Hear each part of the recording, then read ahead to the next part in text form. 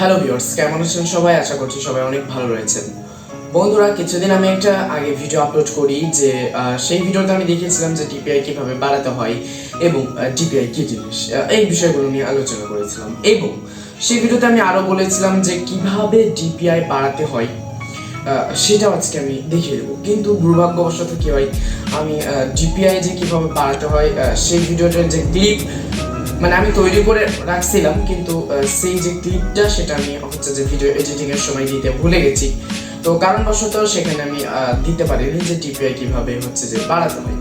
কিন্তু আর টেনশন করার দরকার নেই, আজকের এই ভিডিওতে আমি দেখিয়ে দেবো কিভাবে ডিপিআই কে বাড়াতে হয়। তো আমি সেই ভিডিওতে সবকিছু ডিটেলস আকারে আলোচনা করছি, কিন্তু এই ভিডিওতে আমি বলতে চাই 1GB র্যাম কিংবা 2GB র্যাম কিংবা 3GB ফোনের র্যাম দিয়ে যদি আপনি দেখে থাকেন আমার এই ভিডিওটি, তাহলে আপনি অবশ্যই এই ভিডিওটি স্কিপ করবেন, বিকজ আপনার জন্য এই ভিডিওটি থাকছে না। কারণ আমি চাই না যে আপনার ফোনটা খুব অল্প সময়ে ক্র্যাশ করুক বা নষ্ট হয়ে যাক।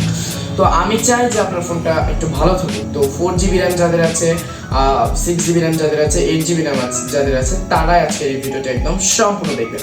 তাহলে আপনি বুঝতে পারবেন যে ডিপিআইকে কীভাবে বাড়াতে হয় এবং গেমিং যে এক্সপিরিয়েন্সটা সেটা আরও হাই লেভেলে কীভাবে নিয়ে যেতে হয়। তো বন্ধুরা, আর কি বেশি বকবক করবো না, অনেক বকবক করে ফেলছি, আর একটা মিনিট কিছু বলতে চাই। তো বন্ধুরা, ভিডিও শুরু করার আগে আরও একটা কথা বলতে নিতে চাচ্ছি, আপনি যদি এই চ্যানেলটিকে এখনও সাবস্ক্রাইব না করে থাকেন, অবশ্যই চ্যানেলটিকে সাবস্ক্রাইব করে দিন এবং পাশে একটা বেল আইকনে ক্লিক করে দিন। আর অবশ্যই ভিডিওটি ভালো লাগলে একটি লাইক করে যাবেন।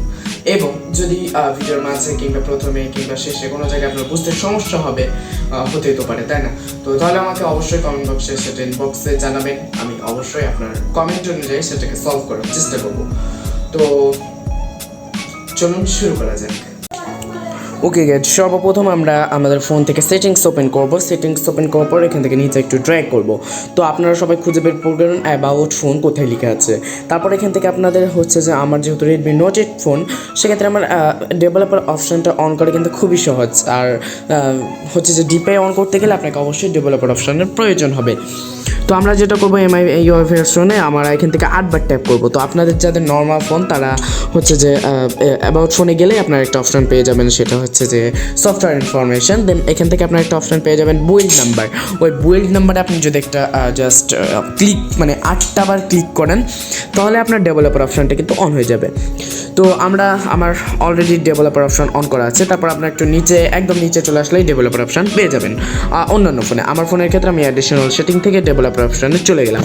তো তারপর এখান থেকে ডেভেলপার অপশান থেকে এটাকে আমরা অন করে দেবো। অন করে দেওয়ার পর একটু নিচে চলে আসব এবং এখানে আমরা একটু নিচে আসলে একটা অপশান লক্ষ্য করতে পারবো, সেটা হচ্ছে স্মলেস্ট ওয়াইড 392 হচ্ছে যে আমার ডিপিআই। তো এক্ষেত্রে আপনি এখান থেকে বাড়াতে পারেন। আমি রিকমেন্ডেড করব আপনাদের 1GB 2GB র্যাম এবং 3GB র্যাম যাদের, তারা কোনো কিছু বাড়াবেন না, যেটা থাকবে সেটাই নর্মাল রেখে দেবেন।